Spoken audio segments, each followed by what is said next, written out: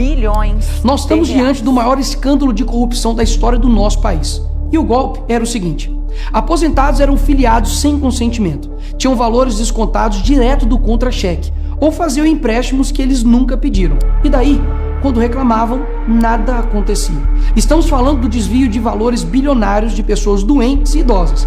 Dinheiro que deveria estar no bolso de quem trabalhou a vida inteira e hoje depende da aposentadoria para viver.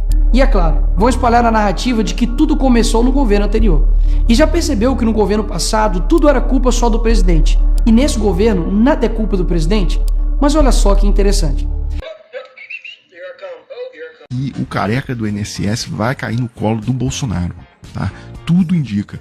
Porque, primeiro, só lembrando quem que é esse sujeito. Segundo a polícia, empresas do careca do INSS recebiam dinheiro das entidades investigadas. A PF afirmou que pessoas físicas e jurídicas relacionadas a Antônio Carlos Camilo Antunes receberam 48 milhões de reais diretamente de entidades associativas. E aí, por que ele vai cair no colo do Bolsonaro? Olha só, já tinha aquela notícia divulgada ontem que ele doou R$1 à campanha do Bolsonaro em 2022, assim, essa informação inclusive consta lá no site oficial, no TSE e etc.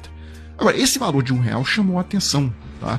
E eu tenho que agradecer as pessoas que comentam aqui na página e tal. Um espectador aqui do Desmascarando me alertou para o seguinte, e aí eu relembrei desse episódio mesmo. Havia uma corrente entre os bolsonaristas, é porque o nível de psicopatia é tão grande, de loucura, de insanidade, que a gente até esquece dos episódios. Mas existia uma corrente em grupos de WhatsApp bolsonaristas que criaram ali, na eleição de 2022, um movimento para se doar R$1 para o Bolsonaro, e isso serviria como comprovante do número de pessoas que queriam votar no Bolsonaro. Então, por exemplo, se eles conseguissem ali 60 milhões, 70 milhões de pessoas diferentes doando R$1 cada uma para o Bolsonaro, isso serviria como um comprovante de que tinha 70 milhões de bolsonaristas no país, então teria que o Bolsonaro ter pelo menos 70 milhões de votos. A lógica era essa. Isso serviria, esse comprovante de Pix, serviria como o comprovante impresso eleitoral. Tá?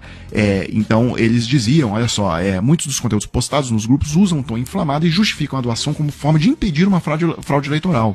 Eles diziam, vamos nos tornar estatística no TSE, e uma campanha nacional para computar os apoiadores de Bolsonaro e servir de parâmetro para uma possível comparação com a quantidade de votos recebidos na eleição.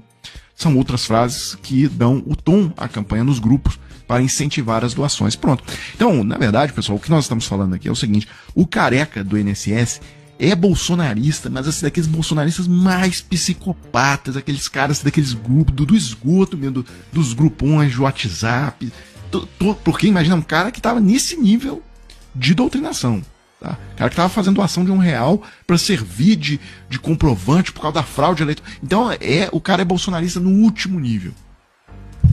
E aí as coisas vão se avolumando, porque o cara que mais recebeu dinheiro do careca do INSS é aquele cara que era o procurador-chefe do INSS. E ele foi nomeado pelo Bolsonaro. Tá? Mostrei para vocês aqui até a portaria de nomeação dele. Foi nomeado em abril de 2020. E hoje surge na Folha de São Paulo uma notícia: ex-ministro citado pela Polícia Federal no caso do INSS foi assessor de deputados do PL e do MDB e filiado ao PSD. José Carlos Oliveira trabalhou nos gabinetes de Márcio Alvino, do PL de São Paulo. Tá? Então, vocês vejam que a coisa, você começa a remexer ali, tá começando a aparecer Bolsonaro nesse esquema do INSS, né, que foi desbaratado agora pela CGU e pela PF do governo atual. A primeira matéria sobre a roubalheira do INSS, botando meu nome, era que o careca do INSS, né, depositou dinheiro na minha conta de campanha. Verdade, depositou sim. Quase metade do patrimônio em imóveis de Bolsonaro e de seus familiares foi construído nas últimas 3 décadas com o uso de dinheiro em espécie, de acordo com o levantamento patrimonial realizado pelo UOL. Desde os anos 90 até os dias atuais, a família negociou 107 imóveis. Pelo menos 51 foram adquiridos, total ou parcialmente, com o uso de dinheiro vivo. As compras registradas nos cartórios com o modo de pagamento em moeda corrente nacional, expressão para repasses em espécie. Totalizaram 13,5 milhões de reais, o equivalente nos dias atuais a 25,6 milhões de reais. Ao menos 25 imóveis foram comprados em situações que suscitaram investigações, como no caso das rachadinhas. Neste grupo estão aquisições e vendas feitas pelo presidente, filhos e ex-mulheres. Por meio de sua assessoria, o UOL perguntou ao presidente qual a razão da preferência da família pelas transações em dinheiro, mas ele não se manifestou.